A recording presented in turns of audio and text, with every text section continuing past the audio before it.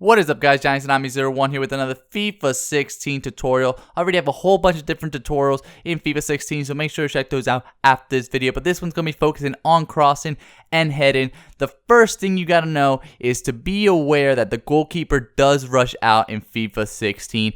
Any cross that is too close to the goalkeeper is going to come off his line and he's going to be able to either clear it out or catch the ball. So don't cross it too close to the goalkeeper. This is happening automatically, so it's not just when a player is aware enough to bring out his keeper. The keeper comes out automatically, and more often than not will be able to successfully clear the ball. The first type of cross that we're going to be talking about is the regular cross, which is done by pressing the X button if you're on Xbox or the square button if you're on PlayStation. As you see here in this first situation, the most important thing when doing a cross is that the player you're going to cross it to, the one that's going to head the ball, has to have some space. So here you see he has some space and you want to cross just in front of him so he can actually lead into it, put some power into his header, and it can go in. As you see here, there's some space in front of him, so I'm able to pass the ball to him, lead him a little bit so he gets some power into his header and he's able to score. Too many times people do random crosses hoping that it goes in by some luck. No, you got to make sure that he's in good position, he's got some space, and then you cross it and lead him a little bit. It's more about the positioning than the cross. In order to finish a good cross, you must do a good header, and the best way to head in FIFA 16 is a sprinting header, which is done by pressing the sprint button and the B button if you're on Xbox, or the sprint button and the circle button if you're on PlayStation. What this does is it allows you to get some power into your header. Once you get a cross in and you're controlling the player that you want to head with, you want to sprint into the ball. You sprint into it and then header so you can put some power into your header. And also, as you see here in this last situation, you are able to do the dive-in header if the situation calls for it. If the ball's a little bit too far in front of you, you're not going to be able to get to it. If you do the sprinting header, you're going to be able to dive and score a goal. The next type of cross we're going to be talking about is the early cross, and in my opinion, the best type of cross in FIFA 16. So here you see the first situation. My player is making a nice little run, and he's got a lot of space in front of him.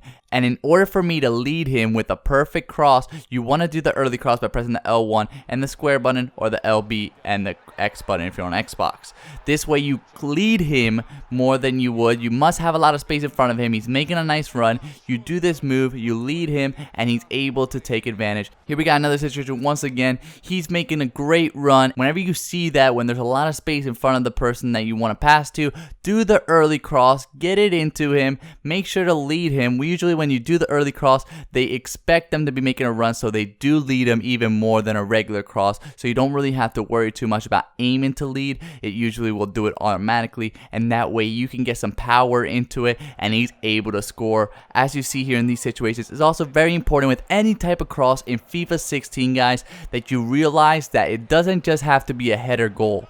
It can also be a first time shot, or you can pull it down and then score. It doesn't necessarily have to be headers that you have to get at the end of a cross. The next cross, guys, is the ground cross, which is done by pressing the cross button 3 times on PlayStation and Xbox. Whenever there's space in front of you, you have nobody that can cut it off, it's going to be a ground cross. It's going to go really low to the ground, but it's going to be super quick. So you ever find yourself parallel with someone, he's wide open, you want to do that quickly. Here I get a little bit lucky in this situation, and I was able to somehow manage to score this one and get it to my player. The last cross, guys, is a lob through ball cross. If you saw my lob through ball tutorial, you already know about this one. I find it super effective. It's done by pressing the LBY if you're on Xbox, or the L1 and triangle if you're on PlayStation.